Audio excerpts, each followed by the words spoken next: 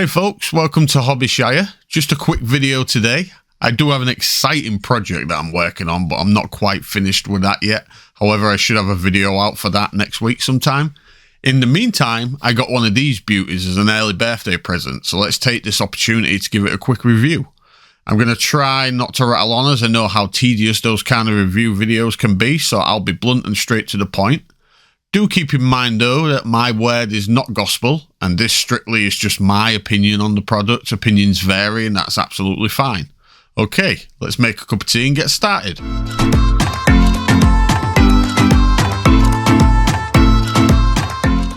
I'm going to be using my own scoring system, which is categories with points that will add to a total of 100, or a possible 100 at least. The resulting total that the product earns will then be decided whether it's bronze, silver or gold review from me. I've listed this system below for you to get an idea of how it works. Alrighty, first thing I want to point out is that the box came damaged, but I'm not going to deduct any points from that because this came from Amazon and that seems like it was their issue, not Proxxon itself. So ignore that if you noticed it in the footage earlier, as I can't blame the company for a third-party sloppy delivery handling. The first category we will cover is build quality. I'm impressed with the build quality in general. It is pretty sturdy and solid. The armbar isn't hollow like it might appear. It's solid metal, so that adds to the secure feel of it.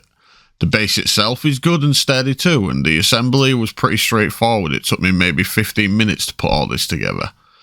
My only two minor criticisms I have for the build is one, I do wish they had put some kind of protective coat along the surface.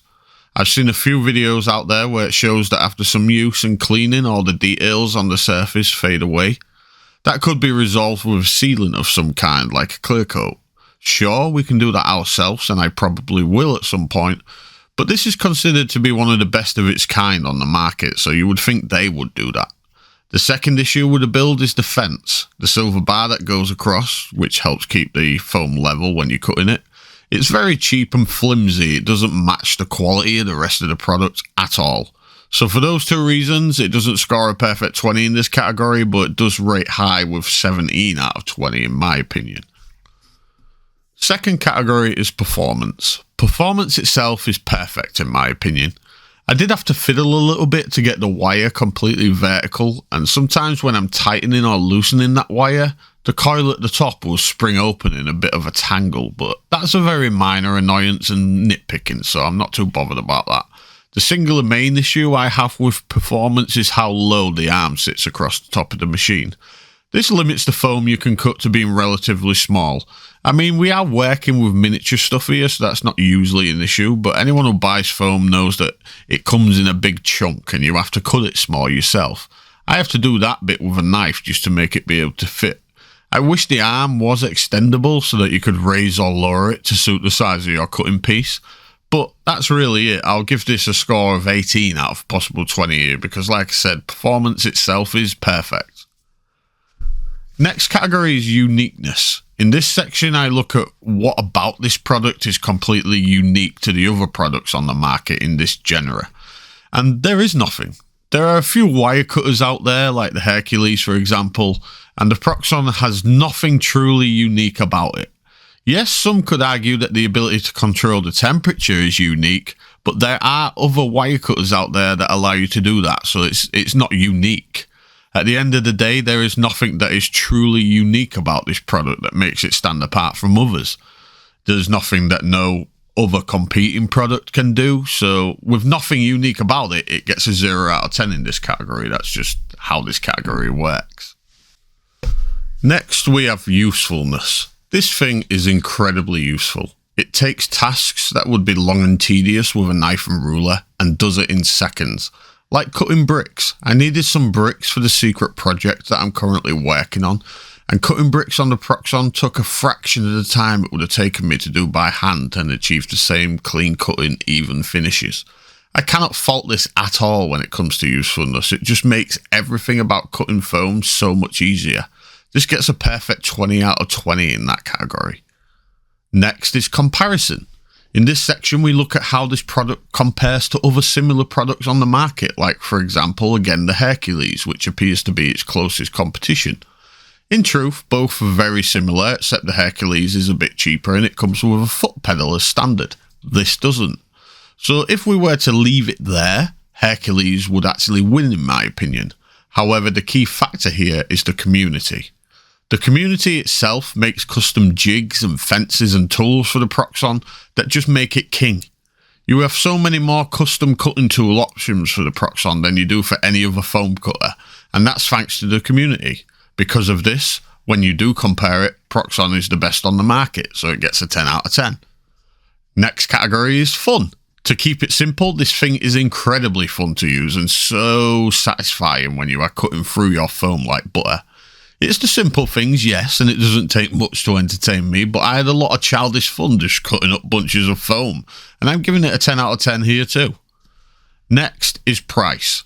I might sound a little harsh here, but the bottom line is, this is the most expensive wire cutter on the market in this particular area of this size and ability. It's more expensive than the Hercules and a few others that I've checked out, but it doesn't come with a foot pedal as standard. It doesn't come with a UK plug as standard. Some companies might send one out, but that's their prerogative. And the fence is junk. They do have an upgraded fence that you can buy separately, but the price for that is crazy and it's just extortion in my opinion.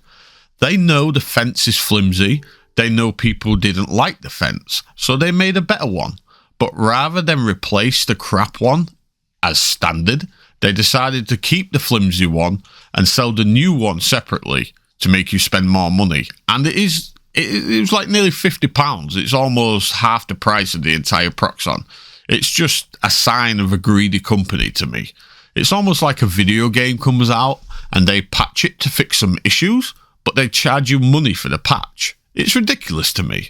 In my opinion, because they choose to charge you more money for this one than any other hot wire cutter, they are announcing themselves as elite and premium. And if you are the elite version, you should be including the pedal and the better fence as standard. You should be doing something to make you stand out as the best. Especially since if it wasn't for the community making all those custom jigs, Hercules would be the best on the market for what you get for your money. I'm going to give this a 5 out of 10 here because of these reasons. And that's my review on this product, folks. If we add all that together, we have 80 out of 100. So overall, it does rate gold in my review, but only just. I will say in the end that if you plan to be cutting a lot of foam for the ongoing future, a hot wire foam cutter is definitely one of the best long-term investments you can make. It can make your life so much easier. If cutting foam is something you only do rarely from time to time, just use a utility knife, a ruler, and some fresh blades. That's all for now, folks. Stay tuned next week for my latest project where I use the bricks and blocks you saw me making this video. It's probably my favourite build so far that I've ever made, and I can't wait to show you guys. Before I do go, I just want to say thank you so much to all of you who have subscribed and commented on my last video. It was my very first video. I was very anxious because I know I don't have the most nicest voice going and I didn't think people would like my stuff. So it's blown me away and it really means a lot and it makes me even more excited to show you the next one. But for now, guys, toodaloo.